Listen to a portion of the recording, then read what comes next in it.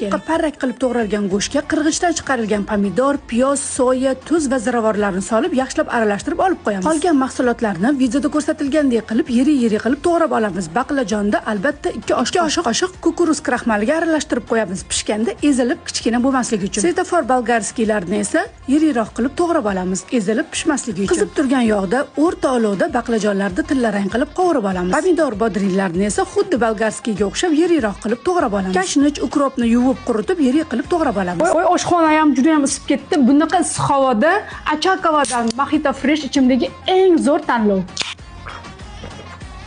Qizib turgan yog'da past olovda go'shtlarni qovurib pishirib olamiz. Baland olovda pishirmang, go'shingiz qotib qoladi. Pishgan go'shtni ustiga bolgarskiylarni solib 2 daqiqa qovurib olamiz. To'g'ralgan, pishgan hamma mahsulotlarni bitta idishga solib aralashtiramiz. Taom o'rnini bosadigan shunaqa mazali issiq salat tayyor bo'ldi. Albatta siz ham tayyorlab ko'ring. Ishtahangiz ochilsa, Robiyangiznikiga mehmonga keling.